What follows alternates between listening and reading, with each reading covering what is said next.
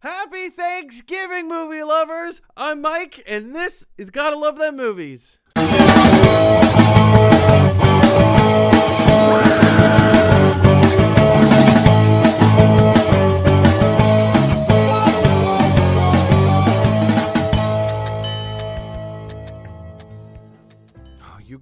You guys, welcome back to another edition of Gotta Love Them Movies, your daily dose of movie news. I'm your host, Mr. Mike Brown, or rather, I'm your host, Mr. Gobble Gobble. Happy Thanksgiving, everybody! Hope you're having the best Thanksgiving day ever. I know I am, because here I am. I got my turkey costume on. So, happy Thanksgiving to everyone out there, to your kith and kin, as Clark W. Griswold might say. And this is, we're not doing a normal episode of Gotta Love Them Movies today. This is a movie review. And when I say movie review, I actually mean it's a television review of a show that I have loved for so long. The Animaniacs. They just did a reboot. This is the Animaniacs reboot that just came out on Hulu. Was it like a week ago or a week and a half ago, something like that? Yeah, I think it actually dropped like a week ago. Now, full disclosure, I haven't watched all of the episodes of Animaniacs yet. I'm like halfway in. And I feel like this might be Animaniacs review part 1. I don't know. We'll see. When I finish it, maybe my thoughts might change after I finish the series, or rather, after I finish the season. So full disclosure, I'm halfway through watching all the episodes on Hulu right now, and you guys, I've got to say, this is one of the best shows that I've seen in a long time. Maybe best animated shows. I mean, there's a lot of great shows out there on TV right now. I mean, I don't have to tell you what they are. There's so many things out there. I might say that Harley Quinn on HBO Max is the best animated show on TV right now, but Animaniacs that's a close second. I don't know. It might be tied for tied. Who knows? But here's the thing. Like a lot of us, I think we're like, I don't want to say apprehensive, but I think we're all looking forward to this Animaniacs reboot. We love the original. Like, I grew up with original. It hit me. It played at the right time in my life. I was the right age, like, for Animaniacs to come out. And I don't know. I just absorbed everything of what it was, the zany nature, but it's strangely educational. And that's kind of what this reboot brings back. It's crazy. It's crazy. And in all the best ways. Now I have seen some reviews out there saying oh, Animaniacs, the reboot tries too hard. It's trying too hard to be relevant. I think there's just people out there that are hating on this because they want to hate on this. This is such a great version of Animaniacs because it feels like it never left. It felt like it never went away. It's been off the air for 22 years, I think is what it was from 24 years. Yeah, from 96? No, 98. Yeah, it doesn't matter. So 22 years. It's been off the air for 22 years. Wow, what a great, and the opening shot or sequence or sketch of the first episode where they do the Jurassic Park thing. They've already released it as a trailer earlier online. It's brilliant. It's genius. It lets you know exactly what this thing is, that it's the same thing in the same way, with the same animation style and the same voice actors to come back and the same production crew. I love this thing. I do. I love this. So let's break it down. Let's talk about acting. Now, when you're talking about an animated feature or an animated television show, acting takes on a second credit. First of all, you have the voice actors, but then you also have the animators. The animators are, yes, they're kind of directing in their own style, because they have to draw everything and put it on the page, right? And then send it along to the next person. this is flawless. If what you think is flawless is the original Animaniacs incarnation, then yes, this is this is perfect because it's all back there. They have the same voice inflections, the same energy the characters do, and the same zaniness, and it's all represented there on screen. So if that is your litmus test, which it is mine, then I think that is I think that garnishes a perfect score. So 20 out of 20 for acting. Directing, I also think that, again, this was flawless because not only does it capture the imagination and the wonder, blah blah blah, but the spirit of what the original was so hard, it updates it. It updates it in a way that is like modern filmmaking, and it looks it's something that we're so familiar with, but as they joke about in the opening Jurassic Park sketch, it's clean vector lines. Yeah, it's Animaniacs, but they're like clean vector lines. It's so clear, it's crisp. I love this so much. I love the direction, I love the colors, I love the tone of the show. It's flawless. It's a perfect score, 20 out of 20. So the writing, again, they've updated the writing.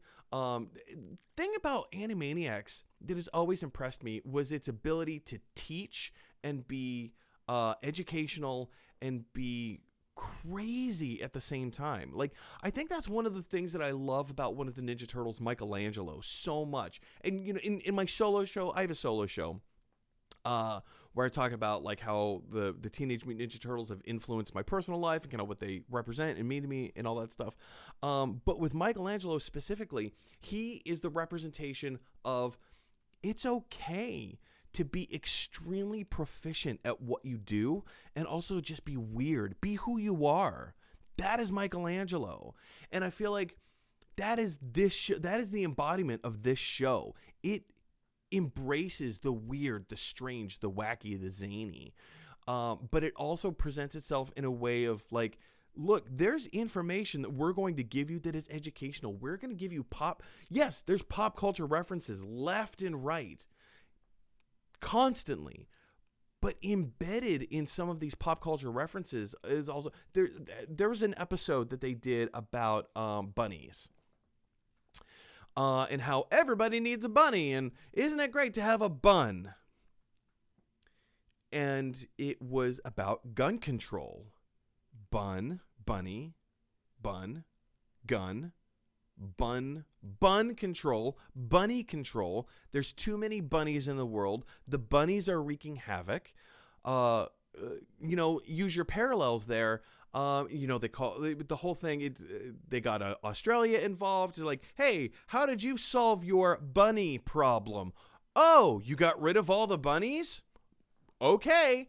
And they do it through an interesting way. And this is not about. I'm not saying this to make a political point about gun control.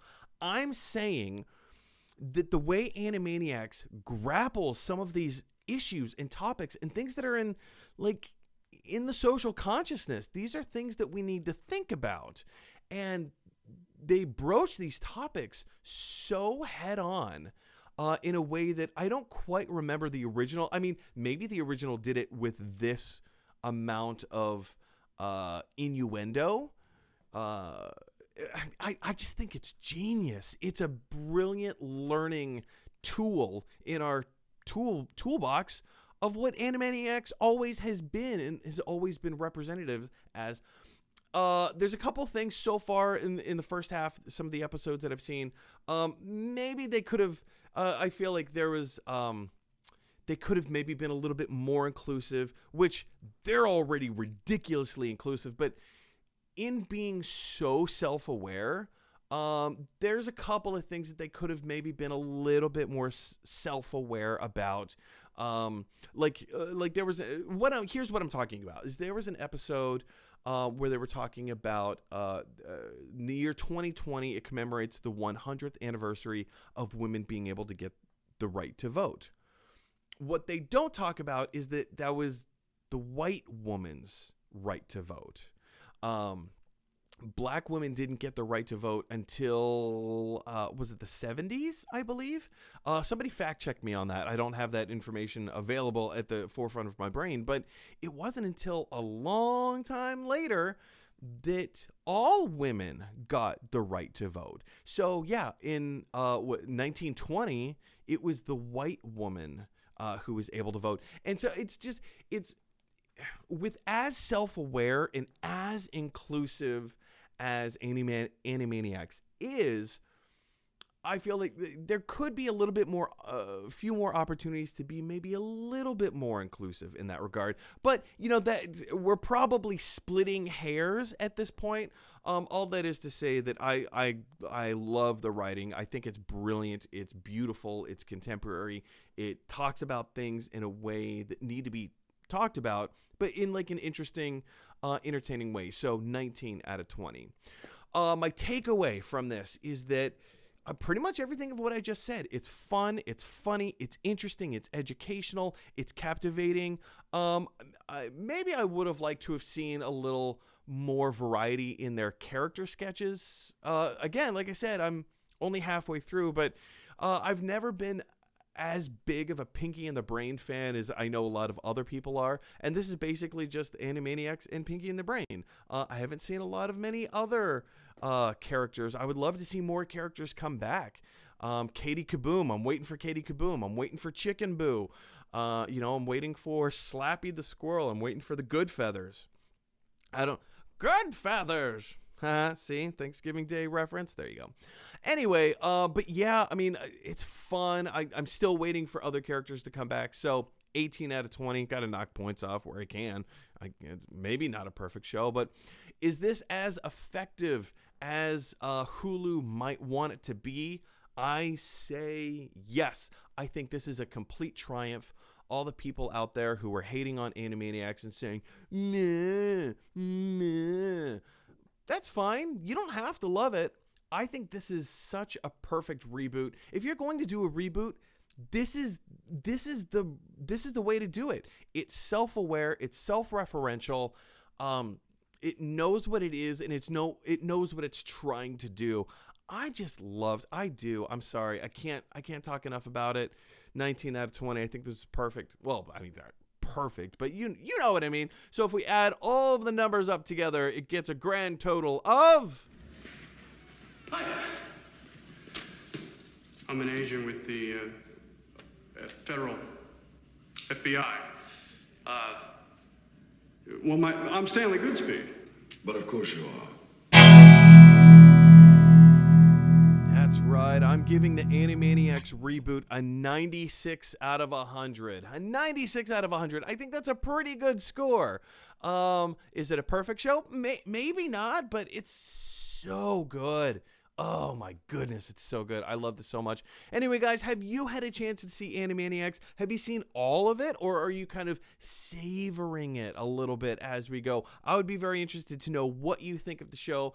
Do you think my score is a little too high? Would you have ranked it maybe a little bit lower? I'm interested to hear what you have to say about it. Jump on down to the comment section below and let me know your thoughts. Hey everybody, thanks for watching. If you like this video, click like. And if you really like this video, click subscribe.